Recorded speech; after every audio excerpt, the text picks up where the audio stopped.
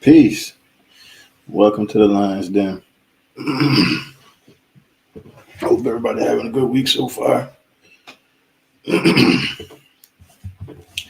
I like to come at least once a week, bring you some stuff out of scripts, help you along your way, help you along your walk with God, right? All right, and today's title is called Learn the Fear of God by Observation, Not Participation. All right. And what I mean by that is learn to watch and see what goes on. All right. Not only that, but we also have the Bible that you can read and observe everything that's taking place in here, right? And you can learn and see what happened when people chose to follow God versus when they did. All right. You can see what happens when disobedience occurs and how God reacts. All right. You also can watch how the wicked, though they seem like they may be prospering, in the end, it's all bad for them, right? so you can observe these things and look at them and not be a participant in them, right? Don't be a person that has to participate and then order for the wrath of God to come upon you in order for you to learn not to be disobedient. But we're dealing with a lot of stiff-necked, hard-headed people. So most people are going to have to learn through participation, even though that shouldn't be the way, right? It should be, you should observe and read the book and see everything that happened to the people who didn't listen to God and what happened to them, right? That should be enough. But typically dealing with people, especially hard-headed people, they have to learn the hard way, right? Like you tell a person, don't touch the stove, it's hot. Well, the hard-headed person is going to touch the stove, going to have to find out the hard way, right? That it's hot and they shouldn't have touched it.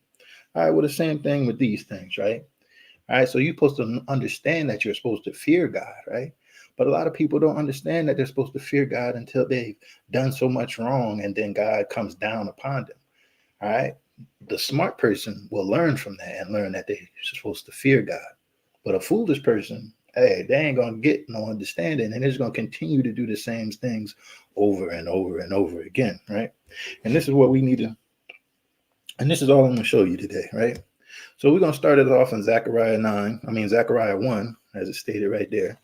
We're going to go to Zechariah 1, and we're going to see what's up. All right, let's go to Zechariah 1.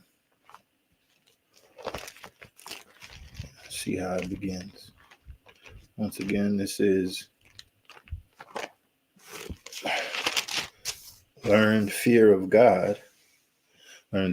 God by observation, not participation. All right, so let's take a look at what it says here in Zechariah 1 and verse 1.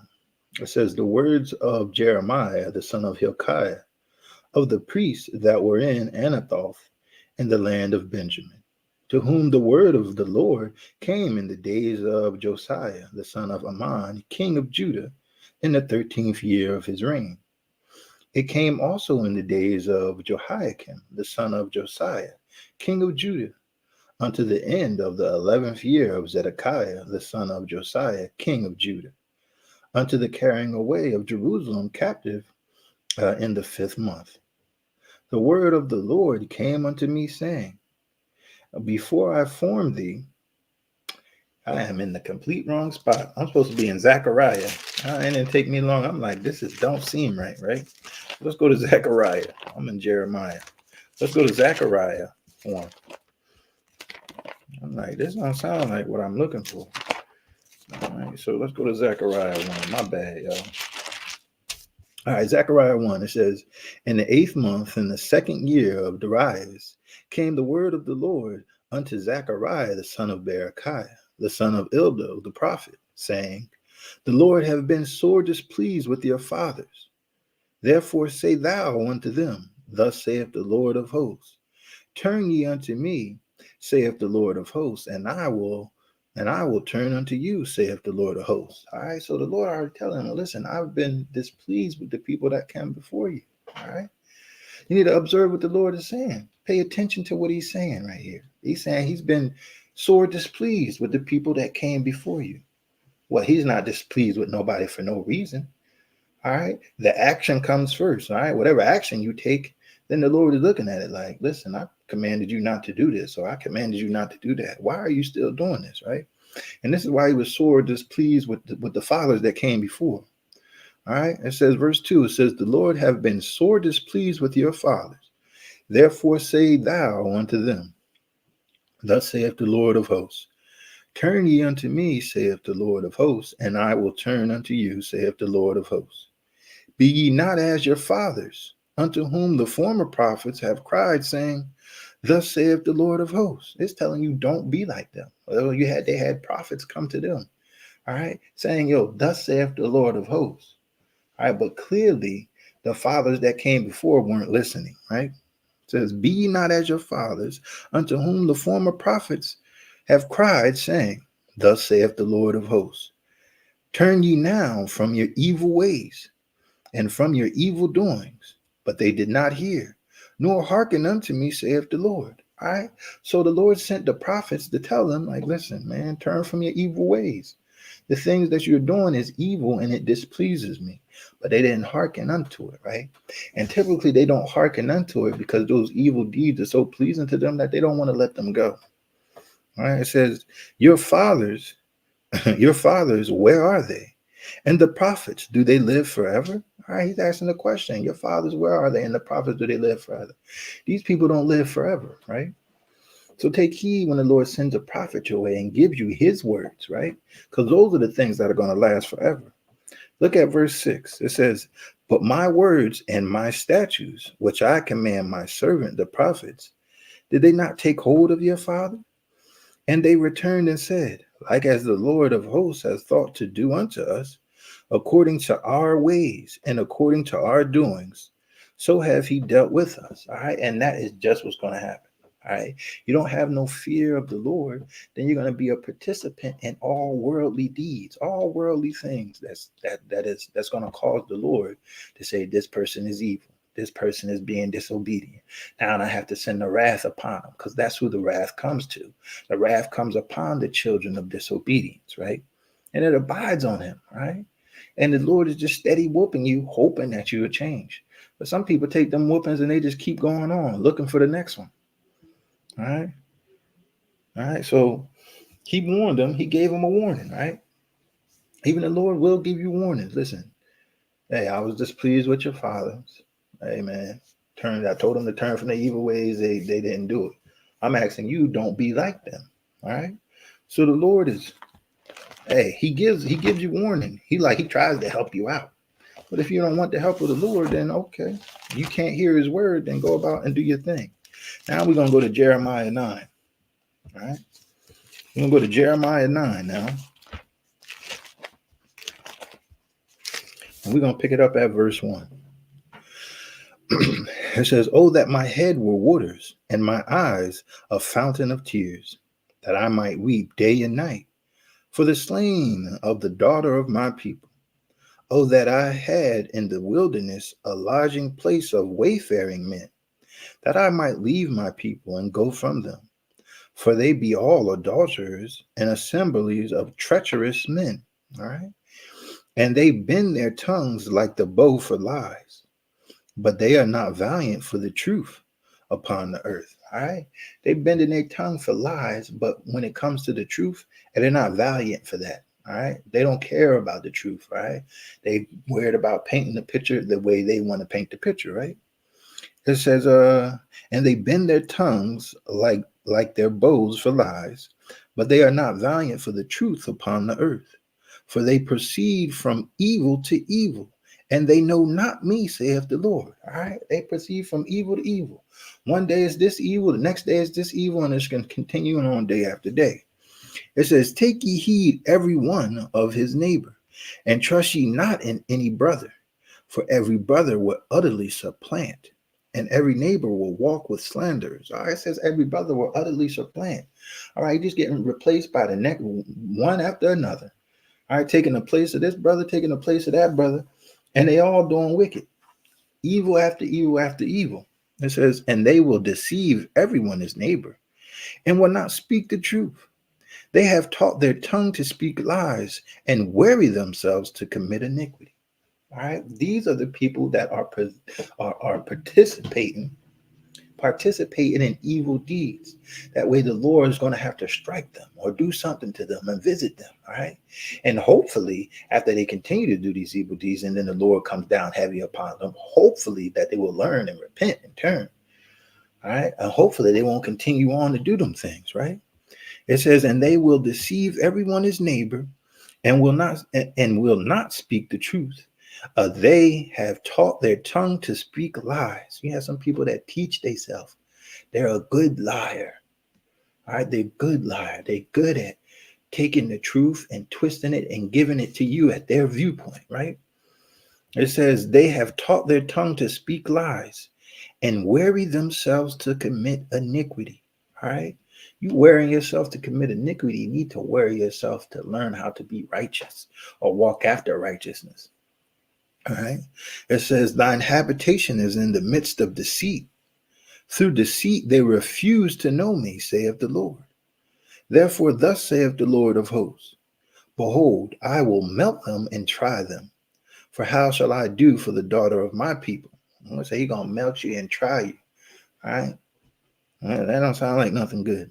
It says, their tongue is an arrow shot out. It speaketh deceit. One speaketh peaceably to his neighbor with his mouth, but in his heart he layeth his wait. Shall I not visit them for these things, saith the Lord? He says, shall I not visit them for these things?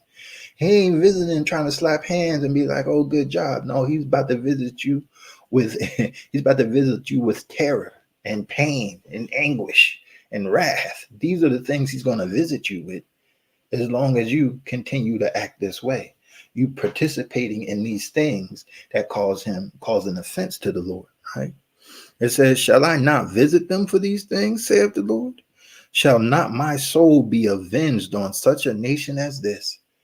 I'm going to take vengeance on you. You're going to feel some pain. You're going to understand one way or the other. All right, let's continue. Let's move to skip down to verse 12. It says, who is the wise man that may understand this? And who is he to whom the mouth of the Lord hath spoken, that he may declare it? For what the land perisheth and burneth up like a wilderness, that none passeth through. And the Lord saith, because they have forsaken my law which I set before them, and have not obeyed my voice, neither walked therein. All right, and all these things is gonna happen. All right, where you gonna be from? It's gonna be bad. It's gonna be a bad place. People ain't gonna want to come there. All right, and just think about some of the neighborhoods out there. People don't want to visit some of these certain neighborhoods. Go to these certain places. Why? Because y'all take the word of the Lord and y'all don't put it out there. All right, you don't use it right. You throw it, cast it behind your back. You don't want none of it, right? All right, everybody's after their own. They're after their own gain. They're after their own view. They're worried about pleasing people and not pleasing the Lord. They're worried about what people are going to say about them versus about what the Lord is going to say about them. You don't need to worry about none of that. All right. Your fear needs to be in the Lord from observation and everything that you see. You see the wicked? Okay, listen, that's a good sign. I don't need to be like that because I know sooner or later that the Lord's hand is coming down on that person. So it says, all right, in verse 13, it says, and the Lord saith, because they have forsaken my law, which I set before them, and have not obeyed my voice, neither walked therein, but have walked after the imagination of their own heart, and after Baalim, which their fathers taught them. All right, so even their fathers. So when we read in Zechariah 1, when the Lord said, be not like your fathers, right? Because they sore displeased me. All right, so if your fathers or the people that's raising you or teaching you to sin against God or do other things against God, then you need to step away from them. All right, if God is not at all in they counsel, or they're gonna say, well, look, this is what the Lord say, or this is what this person says. So you need to ask them, well, where are you getting that stuff from? All right. You need to ask, well, what does this align with what the Lord wants? But then again, you ain't gonna know what the Lord wants if you ain't spending no time reading your book. None at all. You ain't spend no time searching after them. Of course, anybody can tell you anything. They make you believe that the way of evil is the way of life. All right, they're gonna make you learn the hard way. It says, but have walked after the imagination of their own heart, and after Baalim, which their fathers taught them. Therefore, thus saith the Lord of hosts, the God of Israel. Behold, I will feed them, even this people, with wormwood, and give them water of gall to drink. All right. If you don't know what wormwood is a bitter plant. All right. It's a bitter plant. He said that's what they're going to feed you with. Bitterness. I'm going to feed you with a bitter plant and water of gall. All right. Gall is the poop mess, and the waste that comes up out of you, that gall, all that stuff. Yeah, water of gall. You ever drink toilet bowl water after somebody then spent about 25, 35 minutes on there? Yeah, you don't want none of that. That's what the Lord said. You're going to feed them with those things, right? That's what he's going to give them to drink. He says, I will scatter them also among the heathen, whom neither they nor their fathers have known, and I will send a sword after them till I have consumed them. All right. He's going to send a sword after you. All right. You didn't participated in worldly deeds. Now the Lord is going to send a sword after you. Instead of observing his word, all right, and observing his prophets, all right, listening to what his prophets have told you, all right, and reading and searching out for yourself so that you can understand, all right, observing those things, all right. But if you don't do that, then it said he's going to send a sword after you until he has consumed you, all right. He's going to send a sword after you. When I'm sending the sword after you ain't nothing, man. It could be any and all things, all types of punishment he wants to give you, sickness. He can cause enemies to rise up against you, right? All right, he can cause you not to prosper. He can cause you not to make money. He can cause you to do all these things.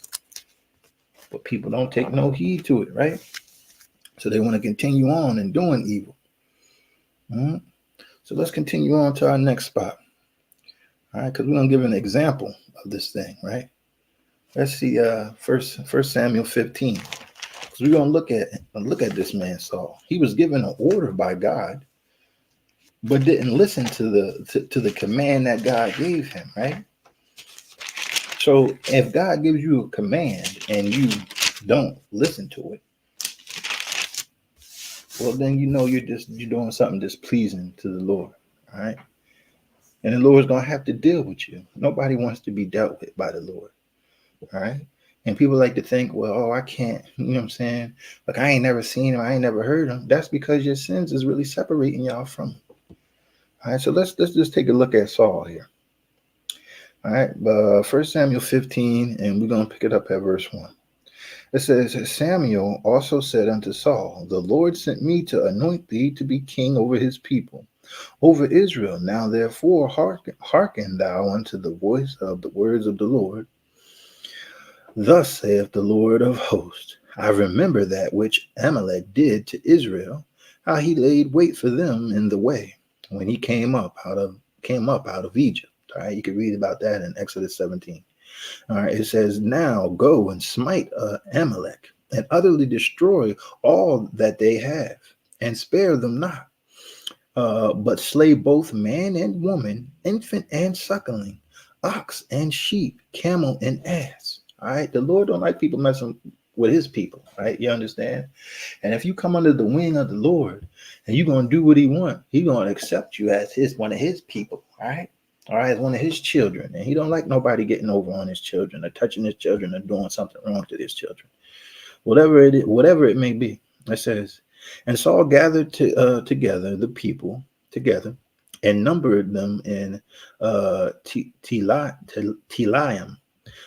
200,000 footmen and 10,000 men of Judah. And Saul came to a city of Amalek and laid wait in the valley. And Saul said unto the Kenites, depart, go ye down from among the Amalekites, lest I destroy you with them. For ye showed kindness to all the children of Israel when they came up out of Egypt. So the Kenites departed from among the Amalekites. And Saul smote all the Amalekites from Havilah until thou comest unto Shur, that is over against Egypt. And he took Agag, the king of the Amalekites, alive, and utterly destroyed all the people, wherewith with the edge of the sword. All right. Look, so you ain't doing wrong. The Lord will send the edge of the sword at you, right? No matter who you is, you're doing wrong to his people, or if you're one of his people and you start to do wrong, you're gonna send something after you. You're gonna receive some type of punishment, right? So the Lord commanded him to go, listen, go kill everything. I'm talking about every person. It doesn't matter who they are. You kill them all, and all the animals. You kill everything, right? He says, listen, but let's see what it says. It says, and he took Agag, the king of the Amalekites, alive. All right, so you already messed up there.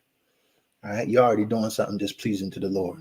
All right, you're already doing something displeasing to the Lord. It says, but Saul and the people, verse 8, and he took Agag, the king of the Amalekites, alive, and utterly destroyed all the people with the edge of the sword.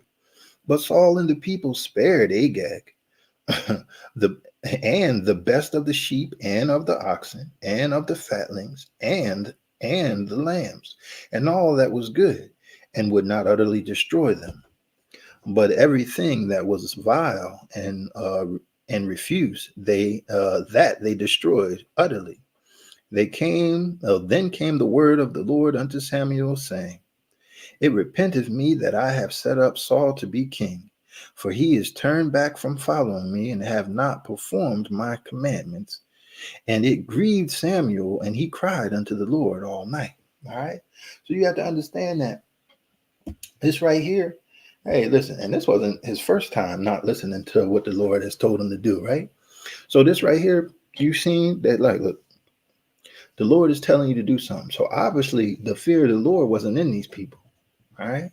So they're gonna have to learn by They learning by participation. They participating and not doing what the Lord is saying, and they're gonna learn when his wrath comes upon them. All right, Saul's gonna end up learning because he's gonna end up not being king, right? And his mind is gonna go real crazy, right? So all this is gonna happen to him because he simply wanted to not act as if he feared the Lord. So once you fear the Lord, you're gonna act a certain type of way. All right, you're gonna do certain type of things. Do I say that as a servant of the Lord, does that make it impossible for you to slip? Nah, I'm not saying that. It's possible to slip up. All right, it's possible to slip up, but slip ups ain't the way of life, right? Slipping up ain't the way you live your life all the time. That ain't the way you're doing things on the regular. All right, and once you can understand that, you could slip up, but you need to understand when you slip up or mess up, that fear needs to be on you. You need to be repenting to the Lord, asking for forgiveness, talking about ASAP, man. All right, because that's what a righteous man gonna do anyway. All right, but the wicked just gonna continue on, maybe make excuses. Even Saul made excuses. We just ain't reading it all. He made excuses about saying that he did what the Lord told him to do. You didn't do what the Lord told you to do. All right. So this is the same thing we're talking about here. So let's continue on. Let's go to Exodus chapter 32. Exodus 32.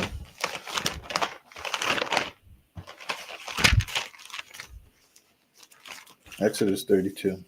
And we're going to pick it up here at verse 1. It says, And when the people saw that Moses delayed to come down out of the mount, the people gathered themselves together unto Aaron and said unto him, Up, make us gods, which shall go before us. For as for this Moses, the man that brought us up out of the land of Egypt, we want not what is become of him. And Aaron said unto them, Break off the golden earrings which are in the ears of your wives, of your sons, and of your daughters, and bring them unto me. All right. So these people are doing, it's just like they know that the Lord didn't save them, right? But they don't really have no fear of the Lord yet. I don't know how you don't have fear of the Lord, because the Lord showed you his strength before he brought you out of bondage, out of Egypt, all right? That just shows you how the mind works sometimes, and you can be real forgetful. Right? Showed you all the plagues that he put on Egypt, bro, that didn't touch y'all, that y'all was safe from. Y'all observed this. Y'all seen all these things, so y'all should have learned from this. Y'all observed everything that was taking place. So y'all should have had some fear of the Lord, knowing that what he could do. All right. But they wasn't with them, right? That fear wasn't with them. All right. Moses got gone for a little bit. And here he up on the mountain talking to God for a little bit. Now they was like, listen, we don't know what happened to this fellow. They help and make us gods. And then Aaron went and told him, listen, bro, I break all the gold off of your earrings, your sons, your wives. Hey, everybody bring them here. All right. It says, look, and let's see what happened. It says, and all the people break off the golden earrings which were in their ears and brought them unto Aaron. And he received them at their hand and fashioned it with a graving tool. After that, he had made it a molten calf. All right, so observe this, because he's going to say something later to try to cover this up. All right, observe what he said. It says he received all these things, right, and then he fashioned it into a golden calf.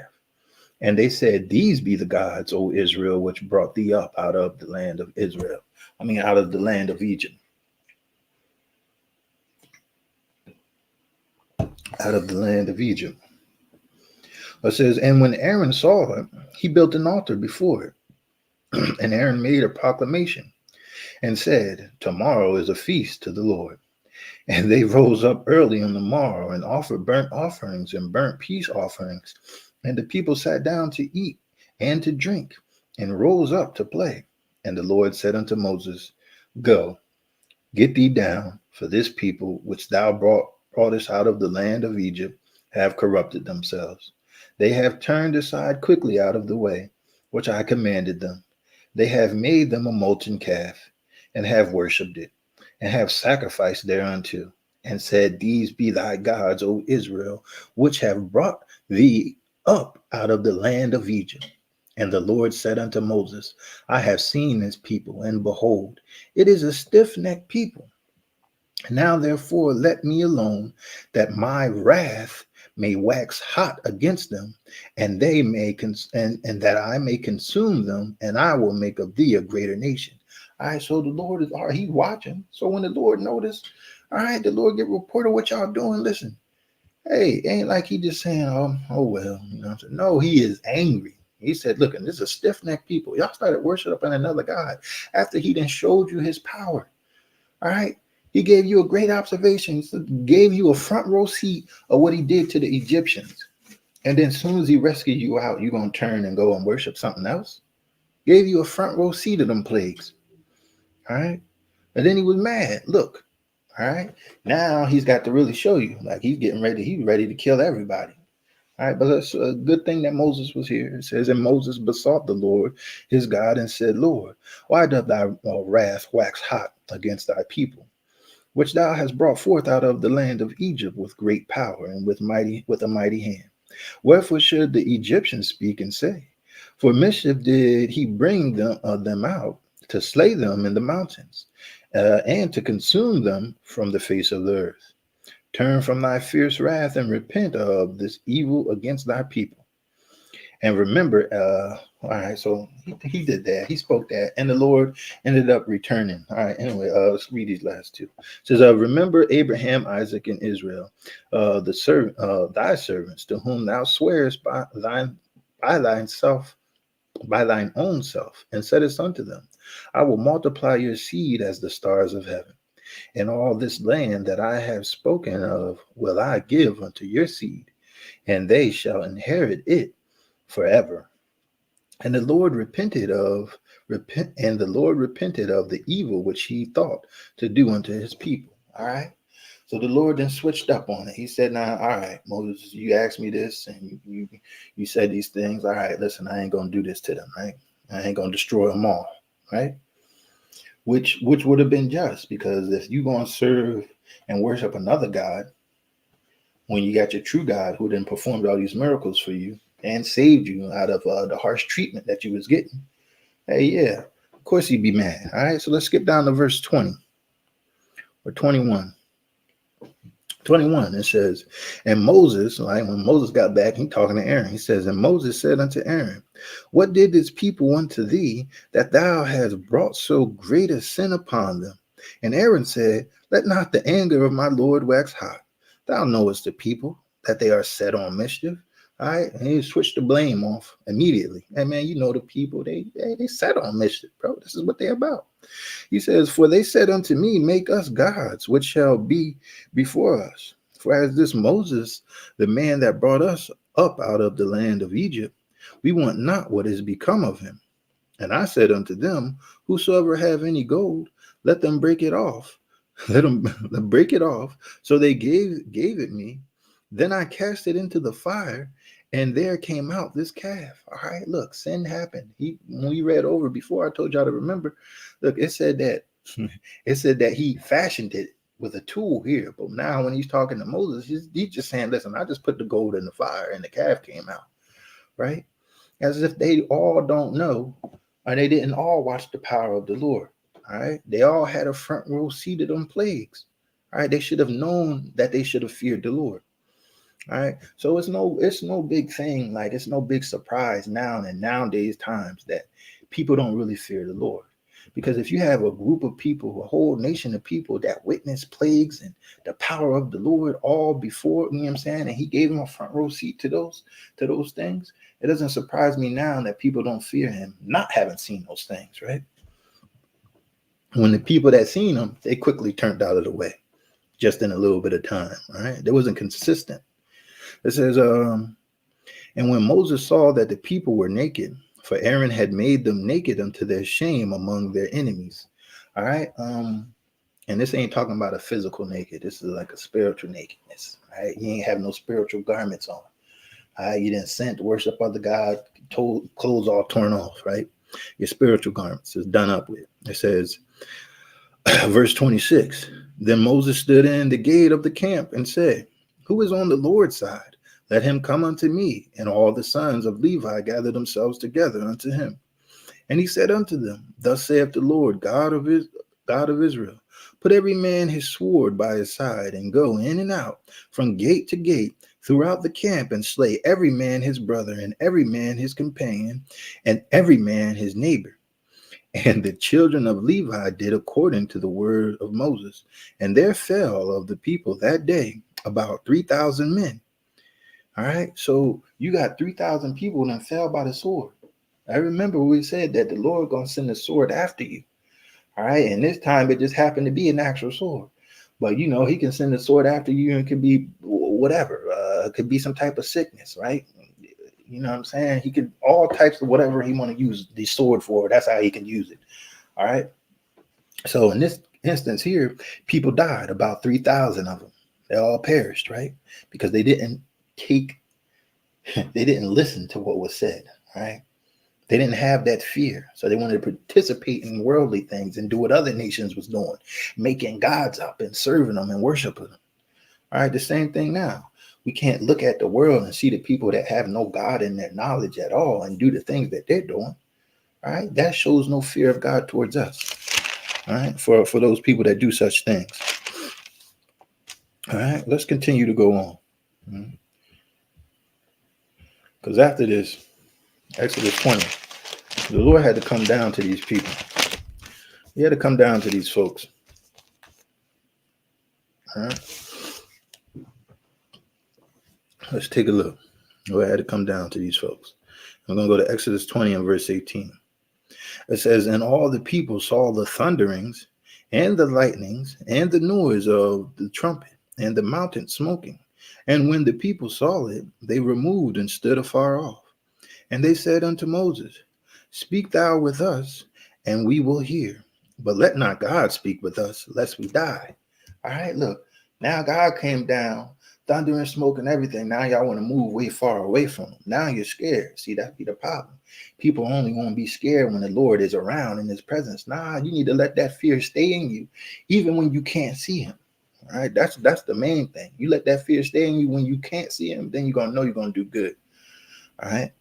And Moses said, because it's not like you can escape out of the Lord. You can't escape from him. Like you're going to do wrong and you're going to go hide in a mountain, in the cave somewhere and be like, oh, I'm safe right now. Let me stay here until the Lord ain't mad no more. Nah, he'll come right in that cave with you. But next thing you know, you turn the flashlight on and the bear's there to maul your body.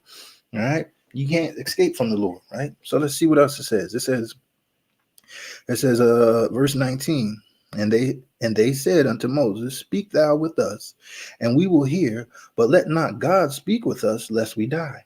And Moses said unto the people, Fear not, for God is come to prove you, and that his fear may be before your faces, that ye sin not. So God has come. He wants you to fear him. That's why he came down and showed them all this great power. Listen, I'm going to come down so I could prove you. I want you to have the fear of me in you. I want to strike the fear in you, right? Same way you got to, sometimes if you don't strike the fear in your kids to let them know that you in charge and you ruling things, they're gonna try to act out. They're gonna try to overrule you. Well, God's the same way. Hey, y'all the children, all right? And then I'm gonna show y'all that y'all supposed to fear me one way or the other. All right. That's why he come. That's what his whole reason was. So let's continue to go a little further. All right. Let's see what he says here in Deuteronomy 10. Deuteronomy 10 and verse 12. Deuteronomy 10 and verse 12. It says, And now, Israel, what doth the Lord thy God require of thee?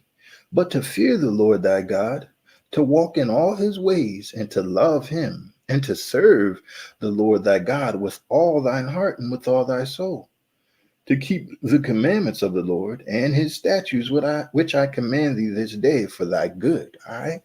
So your fear of the Lord and ordering and what's enabling you to, not enabling, what's is allowing you to do the commandments of the Lord, that is going to be for your good. All right. When you try to seek after him with the whole heart and everything in your mind, what's going on up here, you want to seek him like that, then you're going to know, listen, all right, this is how I should act. This is how I should conduct myself, right? And just don't get confused, because Satan's out here every day. And the saints is the ones he's going to war with. Those are the ones he wants to mess up.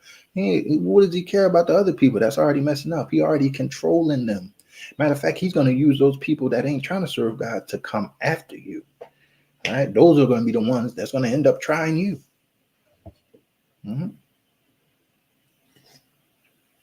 It says, verse 13, to keep the commandments of the Lord and his statutes, which I command thee this day for thy good. Behold, the heaven and the heaven of heavens is the Lord's, thy God. The earth also, with all that therein is. Only the Lord had a delight in the fathers to love them, and he chose their seed after them, even you above all people, as it is this day.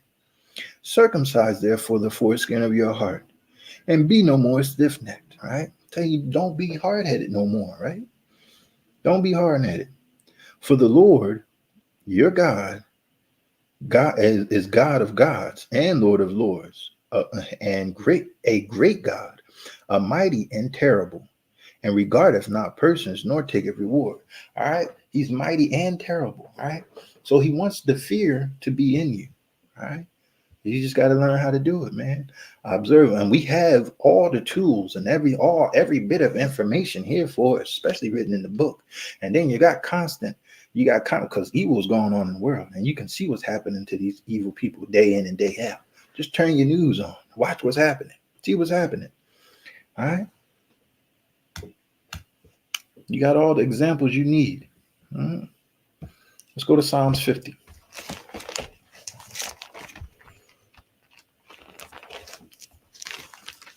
Let's go to Psalms 50.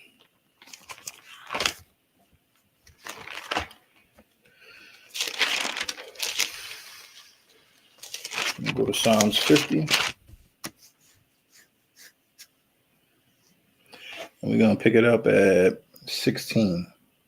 It says, But unto the wicked, God saith, What hast thou to do to declare my statutes, or that thou shouldest take my covenant in thy mouth? All right. It's talking to a wicked person. All right. So people in the church can be wicked too, but then they want to take upon themselves to speak about the word of God. All right. We ain't talking about a person that you done slipped up here, maybe there. All right. But what is you're not known for constantly just doing wrong. That's a wicked person. All right. That is a wicked person. All right. Let's take an observation. David sinned had a man killed, committed adultery, and had the man killed. All right, and then try to hide it. But he also confessed his sins once it was brought and brought to his attention, and that the Lord knew it, that he didn't get away with it. He immediately repented of it. All right, and he didn't do that again, right? So, you know what I'm saying? A wicked person just not going to keep, a wicked person is going to keep doing it. But a person that's serving the Lord, he may slip sometimes. And the Lord will have to get him for that. All right. But just to understand that a wicked person is not continuing in sin. I mean, a wicked person is continuing in sin. A righteous person is not going to continue in sin. All right. He's going to try to break away from it. It says, seeing thou hatest instruction and casteth my words behind thee. If you hate instruction, somebody's telling you, like, listen, bro, this is what you need to do. This is how you need to do it. And even showing you and giving it to you. But you cast it behind your back. You hate instruction. All right. You hatest instructions and casteth my words behind thee. The words of the Lord that they even giving you, you throwing them to the side. And you deciding that you're going to lean on your own understanding and do your own things, right? It says, when thou sawest a thief, then thou consentedst with him. All right. You consented with you took pleasure with the thief. You might as well join the bands with him and do what he's doing. You seen the thief and you ain't have nothing to, hey, thou shalt not doubt. No, you want to, let me get a piece of that. Let me join in on that. All right. All right. You don't have no fear. Now you're participating in worldly things. All right. And you're doing these things, and these things is what's going to get you cut off. These things is what's going to cause the wrath of the Lord to come on you. Is when thou sawest a thief, then thou consentest with him, and has been partaker with adulterers. All right. You want to be partakers with adulterers and adulteresses? Huh? What part you got with them? You got no part with them at all. All right. You want to be an adulteress? You want to be an adulterer? You want to be a man going to sleep with other men's wives? And then you expect somebody to partake with you? Nah, brother. That's something, you got something wrong. Something's messed up. All right. It says, when thou sawest the thief, then thou consentest with him, and has been partaker with adulterers. Thou givest thy mouth to evil, and thy tongue frameth deceit. All right. Thou sittest and speakest against thy brother. Thou slanderest thine own mother's son. All right. You're telling lies on these people. Look, it's telling you, speaking with deceit and telling lies.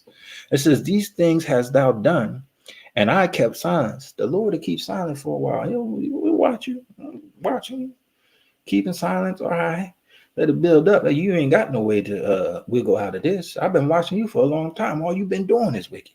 You've been participating in them worldly deeds, them worldly acts. All right, my fear ain't on you, obviously. All right, but I'm gonna give you something to observe. This wrath that I'm about to put on you, right? It says, these things hast thou done, and I kept silence. Thou faultest that I was altogether such as one as thyself. But I will reprove thee. He gonna correct you, right? And I will set them in order before thine eyes. Now consider this, ye that forget God, lest I tear you in pieces, and there be none to deliver. Once the Lord starts tearing you in pieces, there'll be nobody to deliver you out of the hand of the Lord. Ain't nobody that strong, you know. Once the Lord take you up in his hand, listen, it's a fearful thing to fall into the hands of the Lord. But people don't understand that. That's why they continue on in sin. When you fall into them hands of the Lord, now you're looking for help. But nobody can save you out of the hand of the Lord when he's doing what he wants to do with you. All right? Learn the fear of God by observation, not participation. Let's continue to go on here. Let's go to James 4, because you can't, it's no need to, even when you seeing these people and then you want to go join yourself to them. Nah, obviously you can tell that they don't have no fear of God. What do you want to join yourself to them for? Huh? Just because they speak good, they may have good conversation. They may seem like a cool person. Somebody, okay, I can hang around with them. Two people can't walk together unless they be agreed. All right? You can't be walking together with somebody if you seeing that they sinning and you know it's wrong. I can't walk with you, man. I don't want to be around you. What you doing is wrong, and the Lord may hit me when he's trying to hit you. Or I may be tempted eventually to do what you're doing. I don't need to be around you. Let's go to James 4. Let's go to James 4. Let's see what it says here in James 4. People see these worldly people and think it's cool. Nah, you don't need to take part with them. It says, ye adulteresses and adulteresses, know ye not that the friendship of the world is enmity with God? You the enemy of God. Y'all have odds if you want to be friends with the world or the worldly people. Those who your friends want to be. All right. The friendship of the world is enmity with God. Whosoever therefore will be a friend of the world is the enemy of God. You want to be a friend of the world and take participation and participate in the things that they are doing, know that you are the enemy of God. All right. I'm not even trying to walk with you. I'm not trying to walk with you because you stumbling already. You might reach out and pull me down with you on your way to the ground. All right. What else we got? Verse 5. Do ye think that the scripture saith in vain, the spirit that dwelleth in us lusteth to envy? But he giveth more grace. Wherefore he saith, God resisteth the proud, but giveth grace unto the humble. Another thing that you got to understand, ain't some people just not humble, bro. They don't want to be humble. All right. They gonna learn one, you're gonna learn one way or the other. I don't care who you are. It says, submit yourselves therefore to God. Resist the devil and he will flee from you. Once you resist the devil, hey, he's up out of there. He gonna leave. All right. He gonna come back around to check. He best believe he gonna spin the block and come back. He gonna spin the block and come back just to see what time it is. But if you keep resisting him, listen, he ain't got no place there. Listen, I can't really get him, man. I gotta try this angle. I gotta try that angle. It says, draw nigh to God, and he will draw nigh to you. Cleanse your hands, ye sinners, and purify your hearts, ye double-minded. Do these things, all right? Let's continue going, man. Let's go to Isaiah chapter 8. Can't be friends with the people that don't want to walk after God, man. How you gonna walk with them? How you walking with them? They ain't trying to walk right, and you walking with them. Understand that your light gonna shine, and they're gonna observe what you're doing anyway. Right? That don't mean you got to be all buddy with them. Nah, you ain't doing what's right. All right, well, just watch and learn. All right. Isaiah 8 and verse 11 says, for the Lord spake thus to me with a strong hand, and instructed me that I should not walk in the way of this people, saying, say ye not a confederacy to all them, whom this people shall say a confederacy. Neither fear ye their fear, nor be afraid. All right. The things that they fearing, you don't need to fear. All right. Why is that? You don't need to fear what they fear. Because when you got God on your side, the only thing you need to fear is nothing. All right. Only thing you need to fear is God. And once you fear God, you don't got to fear nothing else. Talking about man, weapon, or nothing. You ain't got to fear nothing. All right, once you got God on your side. And he's telling you, say not a confederacy to all them which say a confederacy. You know what I'm saying? You ain't even got to worry about that. You know, a confederacy is an alliance of people or groups formed for an illicit purpose. All right, an evil work that's against the law, work that's against the word of God. And if you join yourselves unto them, you in trouble. All right. He says, tell you, don't join yourself to them. They joining themselves together for what? What they want to do? They want to go out. They want to be drunkards here and there all the time. And you know it because you observe what they're doing just like they observing what you're doing. And you want to go and join yourself to doing that? Nah, they trying to pull you down.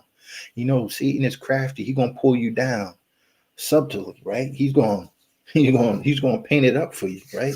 Make it look real nice, all right? Well, maybe just this once I could do it. Well, maybe just this once. No, you don't know the fear of God. You ain't observing everything that's took place in his word and everybody that came before you. You ain't observing those things, right? And this is how Satan do it. He paint it up real nice for you, all right? He give you the one half, but he don't give you the other half, all right? He'll let you get it as soon as you come in there. But if you can resist him, boom, then he ain't got no choice but to turn away. All right. Say not a confederacy. It says, verse 13, sanctify the Lord of hosts himself, and let him be your fear, and let him be your dread. That's who you're supposed to fear. That's who you're supposed to let the Lord be your fear. That's who I'm fearing in. That's who you have to put your fear in. Once you understand to put your fear in him, listen, the slightest thing that you do wrong, you're going to be scared. You need to slap it together because you didn't win against God or did wrong, knowing that God is watching. All right. And a smart man will begin to beg and ask for forgiveness. A foolish one, they ain't going to do that at all. It says, and it says, verse 14, and he shall be for a sanctuary, but for a stone of stumbling and a rock of offense to both the house of Israel, for a gin and for a snare to the inhabitants of Jerusalem. And many among them shall stumble and fall and be broken and be snared and be taken. All right. These are all the people that's, going to join themselves for an illicit purpose. All right. A purpose that's against God. He don't want you doing that stuff. Hey, don't be partakers of it. You understand? I don't care how they paint it up. Oh no, we're gonna have a good time. Nah, y'all going to go against God. You may be doing a fun activity, but what does that all entail? What's all going on in place in there? What all the activities going on? Huh?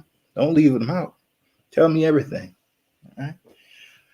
But stiff neck. All right, people they really want to please themselves, and some people be so worried about pleasing other people that they'll go along with anything. Nah.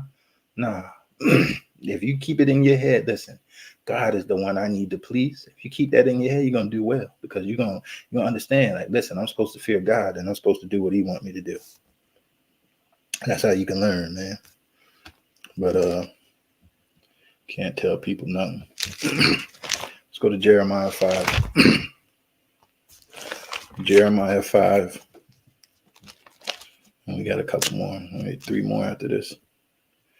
3 more after Jeremiah 5, and that'll be it.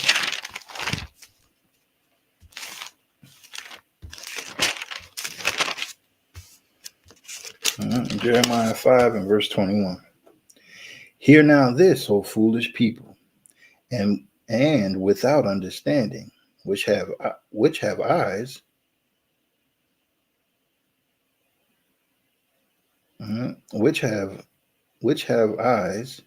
and see not, which have ears and hear not. Fear ye not me, saith the Lord? Will ye not tremble at my presence, which have placed the sands for the bound of the sea by a perpetual decree? He asking you, listen, man, you don't fear me? You fear me not? Bro, you don't fear me, bro. Do you know my power? Saith the Lord. He says, fear ye me not? Fear ye not me, saith the Lord? Will ye not tremble at my presence? If the Lord pop up on you, was you not going to be scared than ever? Huh? Just think about the angels that used to pop up on the men. They used to have to tell them men, hey, fear not. Fear not. Hey, I know you scared. It's all right. Don't fear. All right? Fear not. It says, will ye not tremble at my presence, which have placed the sands for the bound of the sea by a perpetual decree, that it cannot pass it? And though the waves thereof toss themselves, yet can they not prevail. Though they roar, yet can they not pass over it. And you better think about the ocean. The ocean is right there at the sea. Always the waves are tossing real hard. Boom, right there on the sand. Unless the Lord wanted to come over. Unless the Lord want to flood your city, then it'll come right all over, no problem. And the Lord will allow it to happen. All right. It says, but this people have revolted in a rebellious heart. They have revolted and gone. Neither say they in their heart, let us now fear the Lord our God that giveth rain, both the former and the later, in his season. He reserveth unto us the appointed weeks of the harvest. Your iniquities have turned away all these things, and your sins have withholden good things from you. That's what's going to withhold good things from you. Your sins. All right? People may think all the possessions and this worldly stuff is what really matters. That ain't what really matters. All right. Now the Lord knows the things that you like, and He could give them to you. All right. But Satan knows the things you like too, and he could give them to you. All right. That's how you got to be careful. You got to be real careful. All right. Let's continue on. Let's go take a look at these people, because these people know the fear of the Lord over here in Daniel. So in Daniel 3, this is when King Nebuchadnezzar made the golden image and told everybody to bow down to it. All right. Now, obviously, nobody here knew the fear of the Lord, but these three men, they definitely knew the fear of the Lord. So much as that they were willing to get thrown into a fiery furnace and didn't care what nobody else said. They knew the fear of the Lord. This is something for you to observe and know. Look, this is how I need to be to this extent, not to do anything that's going contrary to God. No matter what the outcome is. Somebody comes and tells you, listen, this is what you're going to do, and this is what you're going to do. Well, if it's against God, you need to tell them, look, I'm not doing it. Oh, yeah, you ain't going to do it? Well, this is going to happen to you. Then let it happen. Let it happen. I'll be all right. I'd rather die trying to serve the Lord than die not serving the Lord. All right? And these people had this understanding. All right? So let's Daniel 14, and let's read it here. All right. This is after they already played the music for the people to bow down to the statue, and then Shadrach, Meshach, and Abednego, they didn't do it, and somebody told the king. All right. So now we're picking it up where they didn't told the king and brought these men before the king. All right. So verse 14, Nebuchadnezzar spake and said unto them, Is it true, O Shadrach, Meshach, and Abednego? Do ye not serve my God, nor worship the golden image which I have set up? Now, if ye be ready, that at what time ye hear the sound of the cornet, flute, harp, sackbut, psaltery, and dulcimer, and all kinds of music, ye fall down and worship the image which I have made. Well, but if you worship not, ye shall be cast the same hour into the midst of a burning fiery furnace. Who is that God that shall deliver you out of my hands? All right, he's telling them, listen, I made this thing. He says, is it true that y'all not worshiping him? Listen, I'm going to give you a chance. I'm going to play some music, and y'all going to bow down. But if you ain't, I'm going to throw you into the fire. And who's going to save you out of my hand? This is what he's telling them, right? All right, and this is the same. This is a good something for us to observe and see and listen to right here. All right, read it and take it in. All right, this is verse 16. Shadrach, Meshach, and Abednego answered and said to the king, O Nebuchadnezzar, we are not careful to answer thee in this matter. Why do they say we are not careful? Because normally when you're dealing with the king, you have to be careful on how you answer him and speak to him. Because at any given second, if you offend the king some type of way, he could be like off with your head. All right, but they said here, listen, we're not careful when answering you in this manner. And we ain't gonna be careful in this right here. It says, if it be so, our God whom we serve is able to deliver us from the burning fiery furnace, and he will deliver us out of thine hand, O king. But if not, be it known unto thee, O king, that we will not serve thy gods, nor worship the golden image which thou hast set up. Then was Nebuchadnezzar full of fury, and the form of his visage was changed against Shadrach, Meshach, and Abednego. All right. So they came up and they told him straight, listen, we ain't serving them. We ain't careful to answer you in this matter. We don't give a dang. We ain't bowing down and serving no other gods. All right. That's how much fear the Lord was in them, that they wasn't going to go against God and bow down to some statue. And they was willing to give up their lives for it. It says, therefore he spake and commanded that they should heat the furnace 17 times more than it was wont to be heated.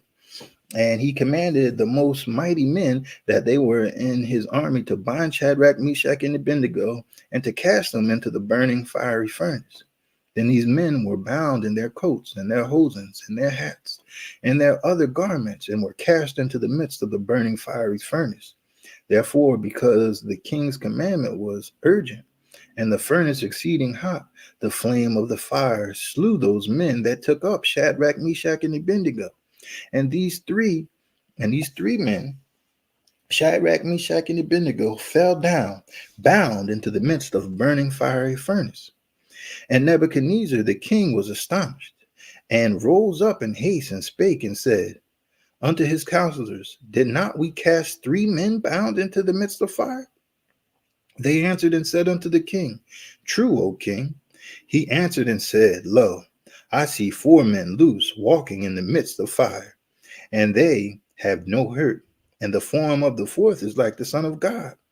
Then Nebuchadnezzar came near to the mouth of the burning fiery furnace and spake and said, Shadrach, Meshach, and Abednego, ye servants of the Most High God, come forth and come hither.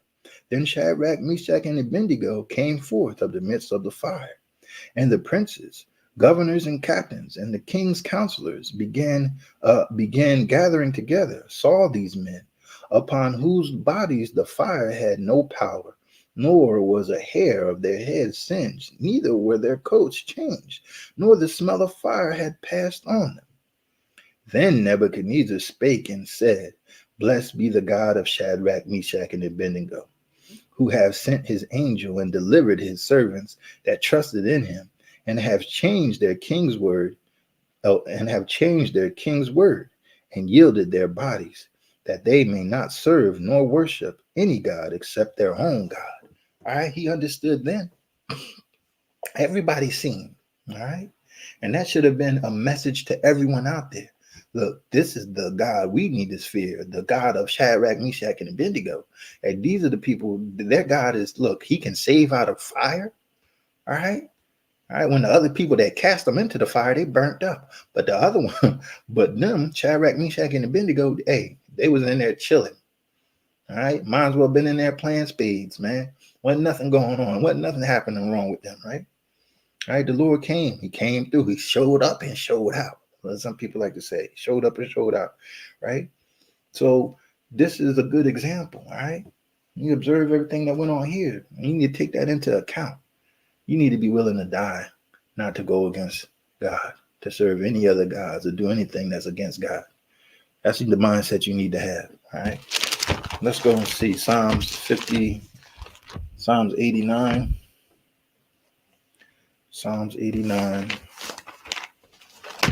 And we got one more after this. Psalms 89. We got one more after this, and that'll be it.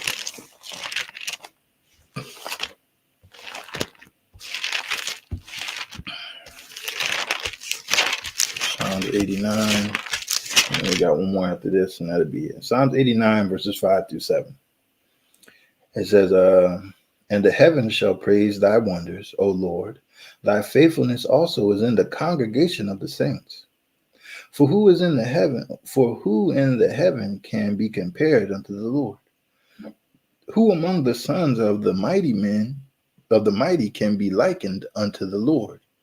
God is greatly to be feared in the assembly of the saints. So in the saints, in the assembly of the saints, the people that's really chasing after God, he's greatly to be feared. All right. And everyone should know that. Everybody should know that. Fear. Choose the fear of the Lord, because that's what's going to deliver you out of doing wrong. All right. Truly being feared. Right. God is greatly to be feared in the assembly of the saints, and to be had in reverence of all them that are about him. All right. So if you want to consider yourself following after the Lord, hey, then you need to learn the fear of the Lord, right? You need to keep the fear of the Lord. All right. And I know I ain't put it in here, but you know, I did say it was one more after this, but I do still want to go read this Proverbs 8 and 13. All right. Just kind of giving you a little understanding of the fear. All right. The fear, Proverbs 8 and verse 13. The fear of the Lord is to hate evil, pride, and arrogancy, and the evil way. And the forward mouth do I hate. All right. So that's what we need to hate. Pride, arrogancy, and the evil way. All right. You begin to hate these things and not like these things, hey, and then when you hate these things and don't do these things, because don't say I hate these things and do them. No, because if you say you hate them and you doing them, then you're just deceiving yourself. So you need to hate them and you need to not do them. Stay away from them, right? And that's the fear of the Lord, right? To hate every evil way. And also saying that the fear of the Lord is the beginning of understanding, all right? And once you have this fear of the Lord, then you're going to start to understand things more and more and better, and it's going to be clearer unto you. All right, and that's the last place, Philippians 2. Philippians 2 and